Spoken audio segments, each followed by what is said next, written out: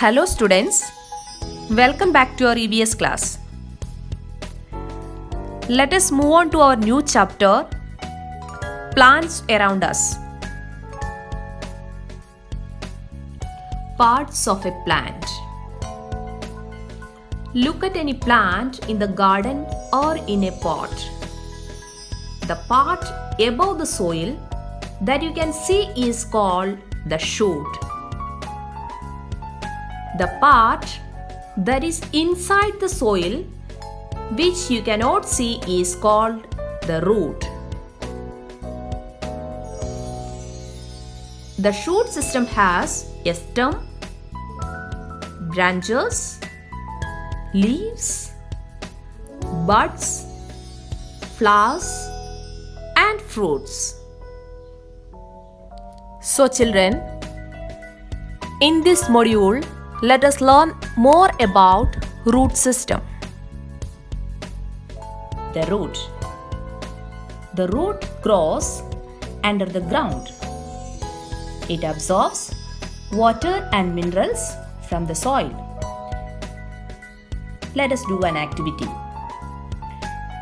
Try to uproot a bunch of grasses. You will find difficult to do so. Do you know why? Yes, because the root fixes plant to the soil. The roots of a plant holds the soil together.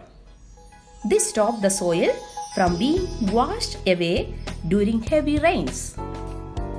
Roots are of two types, taproot and fibrous root. Taproot. Some plants like carrot, radish, and beetroot have one main root with thinner roots growing from it. This is called taproot. These roots grow deep into the soil. Most trees have taproots. Fibrous roots. Some plants like grasses, wheat, and coconut trees don't have a main root. They have a bunch of small roots. These are called fibrous root.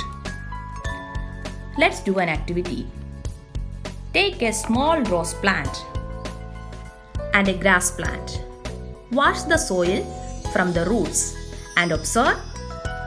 On comparing the roots, you will observe that the rose plant has taproot, whereas the grass plant has fibrous root.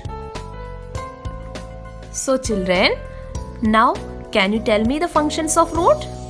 Yes, the roots of a plant fix the plant firmly to the ground. The roots absorb water and minerals from the soil. The roots sometimes store food prepared by the plants. For example, carrots and radish. Let us see once again. The roots of a plant fix the plant firmly to the ground. The roots absorb water and minerals from the soil. The roots sometimes store food prepared by the plants. Children, now let us see the difference between taproots and fibrous roots. Plant roots which have one thick main root with many smaller branches are called taproots. Trees like mango, neem, and people have taproots. Herbs and grass have many roots that are bunched together and spread out from the end of the stem. Such plants have fibrous roots. For example, onion. Let's have a quick recap of what we have learned today. Today we have learned about root, types of roots, and functions of roots. Thank you children.